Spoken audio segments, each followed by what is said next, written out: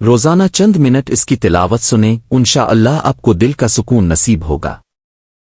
یہ آیت انسان کے دل کو جھنجھوڑ دیتی ہے۔ آئیے جانتے ہیں سورہ رحمن سننے کے چند عظیم فائدے۔ سورہ رحمن میں ایک آیت بار بار دہرائی گئی ہے۔ فَبِأَيِّ آلَاءِ رَبِّكُمَا تُكَذِّبَانِ۔ السلام علیکم ورحمۃ اللہ وبرکاتہ۔ ناظرین کرام، آج ہم بات کریں گے قرآن مجید کی ایک نہایت خوبصورت اور دل کو چھو لینے والی سورت کے بارے میں، اور وہ ہے سورہ رحمن۔ یہ سورت قرآن پاک کی 55 سورت ہے جو 27 پارے میں موجود ہے۔ اسے عروسہ القرآن بھی کہا جاتا ہے، یعنی قرآن کی دلہن، کیونکہ اس میں اللہ تعالیٰ کی نعمتوں کا ذکر نہایت خوبصورتی کے ساتھ کیا گیا ہے۔ جب انسان پریشان ہو، دل بے چین ہو، تو سورہ رحمن کی تلاوت اس کو سننا دل کو عجیب سا سکون عطا کرتا ہے۔ اللہ کا کلام خود شفا ہے۔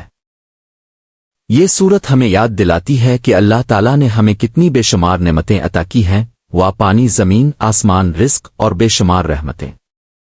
جنت کی نعمتوں اور جہنم کے عذاب کا ذکر سن کر انسان کے دل میں خوف خدا اور جنت کی رغبت پیدا ہوتی ہے۔